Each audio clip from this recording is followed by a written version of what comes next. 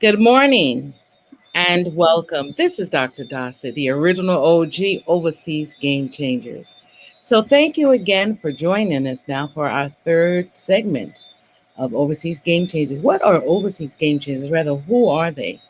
Overseas Game Changers are people like myself, expats, men and women of color, who have decided to find fortune, purpose, and sometimes their opportunities that were not prevalent or relevant for them while they lived in their host country.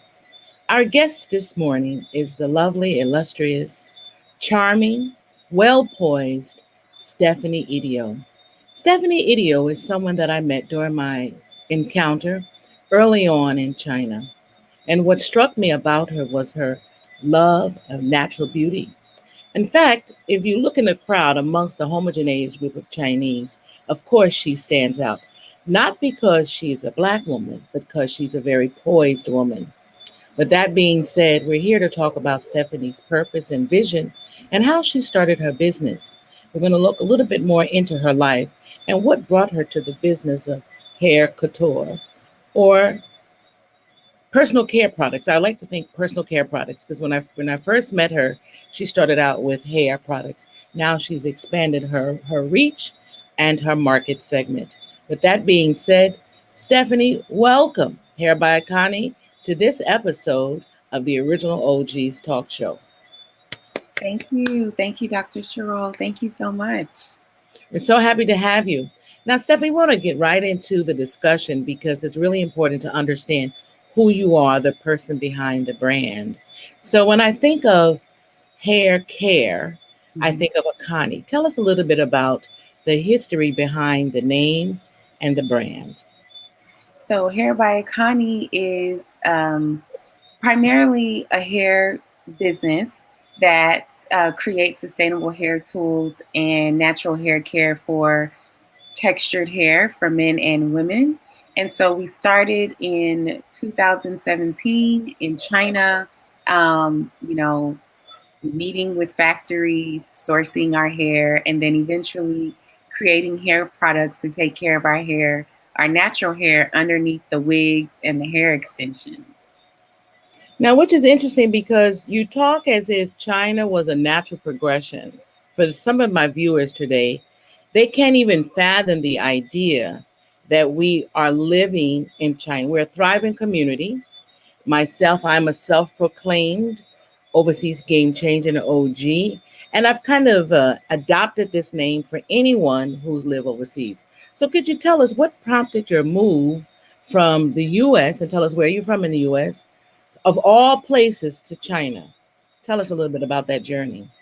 Well, I'm from East Texas, Tyler, Texas. And at the time, I was practicing law for about 2 years. And I wanted a change from corporate America, working 80 plus hours a week and almost to a dead end, not traveling, not seeing the world. And um, I just needed a way, another way. And I thought, I've always enjoyed business. So why not move to China? Because China's number one when it comes to business. So I just decided to get up and move, and here I am. Yes, and here you are. In terms of how long have you lived in China? I know that COVID-19 impacted so many of us. And number two, where are you now? And number three, why China? I hope it's not too much at one time. So I lived in China for 5 years continuously, and definitely because of COVID, I came back home. I actually couldn't enter China at the time because they shut the borders down, and so I am back in Texas, running my business from Dallas, Texas, DFW, and I definitely thought, China was the best place to do business, but I didn't understand even what that meant, walking through the door of China, what was on the other side. So I'm definitely glad I experienced and saw what I saw, met the people that I met, learned, and really, really accelerated my life, honestly. When you're a person of color like us, we're two black women, and when we first arrive in China, we are met with stares, we're met with culture shock, which is reversible culture shock, we are met with apprehension. What were some of your first impressions when you landed in China? And two, did you automatically go into business? What was the route before you started your company? So, when I initially came into China, I actually landed in Hong Kong, and that was um, my first meeting with people staring at me, looking at me a little bit differently, not wanting to come up and say hello, almost like I was an alien. And I thought, oh my gosh, this is going to be weird. Do I have to live like this while I'm here? But slowly, you find your tribe of people, and you learn that some people are just curious. They are shocked. They do want to get to know you, but they've never met someone like you. So it takes a little bit of time. And as soon as I got to mainland China, I didn't start my business right away. I was still curious about, the market life, the factory life, because so much was going on. And I was so overwhelmed at the beginning. Like, what do I start my business in? So every Saturday, every weekend, I went to the market and I studied. I learned where different markets were. I started learning how to negotiate prices, looking and listening to different lingo, other people. And then I chose hair maybe about 5 months in. Okay, now let me just say this and let me clarify for our viewers. When she says that they were staring at her, they were not staring at her as she was a freak of nature. They were staring at her natural beauty. I always felt that Stephanie was the epitome of Black beauty. And so she's just as striking on camera as she is in person. So they were probably overwhelmed by your structure, they were probably overwhelmed by your skin tone and truly your natural hair. One of the challenges I've often heard from other women with natural hair is this inclination rather, for Chinese nationals to want to touch your hair and or touch your skin. Hmm. Did you encounter that at all? Yes, yes. Sometimes from strangers, and sometimes from friends or closer associates. And, at first I wasn't used to it. Um, and you never really get used to it. You just have to understand Right. where people are coming from. So that kind of adds to being patient. And some people I will let touch my hair, sometimes not. Some people just out of nowhere come and grab, and that's a little rude. Mm. You have Hmm. to educate them on, no, you should ask first. But overall, I thought it was a learning exchange, so I wasn't offended by it. Hmm. Now, how did you maintain normalcy? Even though we say we're in China, we want to adopt to the rich Chinese culture, we still like to have some experiences related to home. How Yes. did you find your tribe? What did you do about personal grooming care, makeup, shoes, and clothing? Did you shop while you were there? I know this sounds very superficial, but I was just curious. Or how were you able to integrate and Mhm. incorporate your life from the Western world to your life while you were in China? For me, I had a hard time Yeah. because when I would go to the store, they would say "da da." For the first Yes. time, I was so focused on being heavy set that it was overwhelming. I almost started feeling like, what is wrong with me? They would just say "da da." And one time I went to the store, they were like, "Booyah, booyah!" Like, no, no, no. You can't shop here. There's nothing here for you. I'm like, what are you talking about? No, no, no, no, no. I was like, and I would go into the store. Just very quickly, there was a store. The word fat, FAT, when the Chinese say it, it sounds insulting. But in America, we use other words, we use other niceties that make it sound respectful. Did you have to contend with any of these cultural or linguistic differences? Yes, most Hmm. definitely. I do remember going into a store and a lady not even letting me enter the store. She was, Yeah. you won't fit anything in here. You won't fit anything. Go to American size store. So I was like, oh my goodness. But you're absolutely right. And you know, I just take it as a difference of culture again. Um, And that's with a lot with China. You have to be patient. You have to know that you're in a new environment, and don't take offense to everything. And even then, just guard your energy. But to adjust to American life, being away, I would shop, and I would like to shop at H&M Yes. and places that were familiar to me. But then I decided, you know what?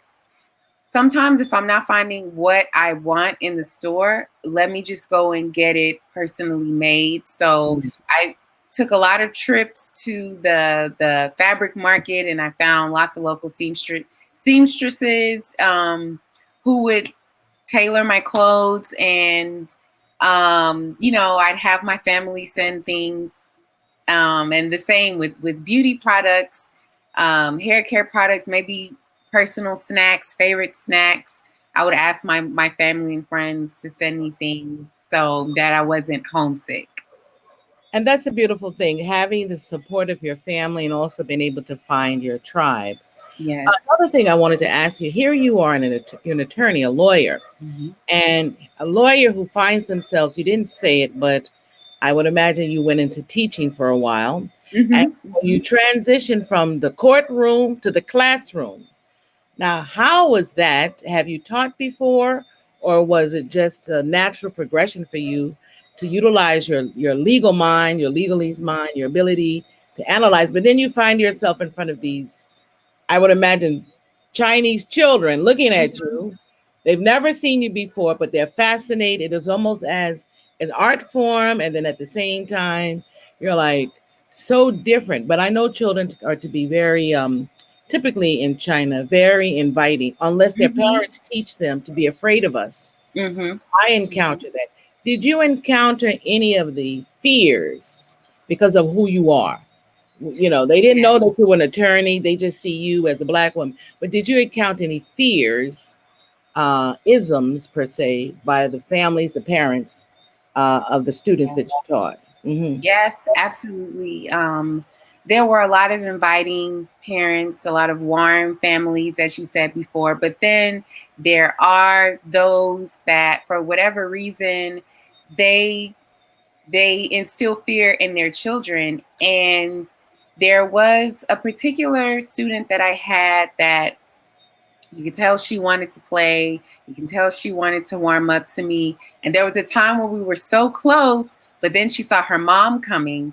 And then I used to think, oh my gosh, it's me. It's me. I think she doesn't like me because I'm Black. But I just kind of watched her mom's interactions with all of the other staff, including the Chinese, and she didn't really like anybody. So I made it my mission to teach the children more about diversity, have particular special time with this particular student so that she can become more comfortable. And then by the end of the school year, she was sold. Her parents were sold. Her mom just came and said, she really, really likes you. Thank you so much for teaching her English and, loving her while I'm not here. And that meant a lot for me because through her daughter, her heart was changed. That is beautiful. So it brings me to the next topic of being an ambassador of sorts in a foreign land with this vision to create this beautiful brand. I noticed that there are some of your products behind you. Can you Mhm. take a couple of minutes to talk about what is on display and also how can someone reach out to you? Yes, thank you for asking. So these are some of our bundles that we have here. We have our wig bags, which are great for storing and traveling with your hair extensions and our hair. I also have some of my beard growth oil for Mm, men, and it's got all of our herbs inside. it looks so rich. Wait. What's inside there? What is inside? It looks so rich. Yes, thank you. So we have over 17 different herbs, and all of these herbs do help with enhancing your natural hair growth. Champaka seeds, fenugreek, amala, peppermint. A lot of them you've probably eaten before, maybe cooked with some of them, especially if you've eaten Indian food. But they Mhm. all work to enhance your natural hair care. or in this case, your beards for men. Well, your hair looks extremely healthy, and so I know that not only are you the owner, you're also a consumer of your products. Yes. It's beautiful. Now, Yeah. can you give us briefly, we have a couple of minutes, your prototype of the type of clients that come to you and how do they find you? So typically, my customers are men and women between the ages of 18 and 65, and they're either looking for hair extensions, and or hair care that will moisturize their natural hair. And you can find me on hairbyconnie.com, www.hairbyconnie.com. We're on Instagram, YouTube, Facebook, and yeah, check us out.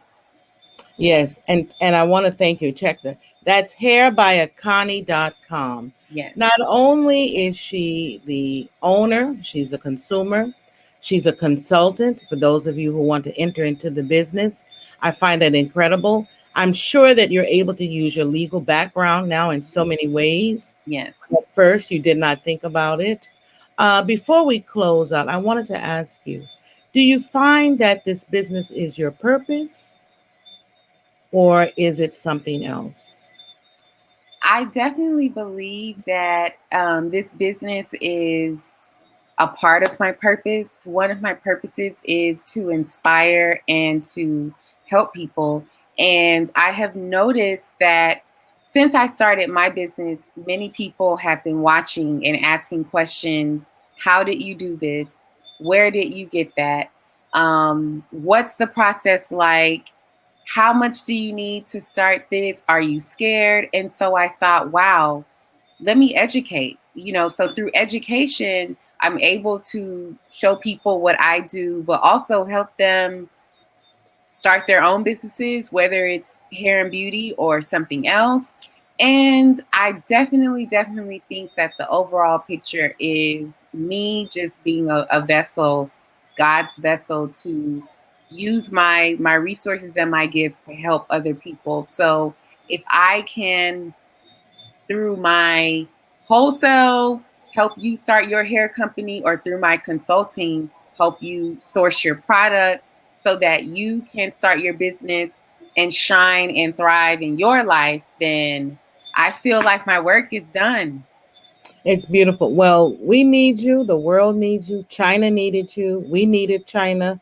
I know I started my business when I was in China as well. There's something about an energy there Yes, that though you may start and land as a teacher, an educator, you can't help but join the ranks of entrepreneurs, especially Black women, women of color, not just from the US, from the UK, from Australia, from yes, South Africa. I mean, when we think about a collective, one of the beautiful things I love about China is that the sisterhood is really strong and that we really support one another. We encourage one another. I remember you so when you first started your business, I just encourage you to continue. yes.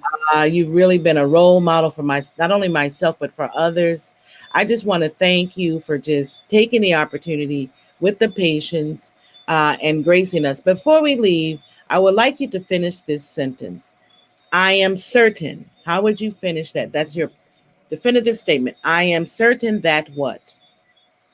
I am certain that I am living out my fullest potential right now.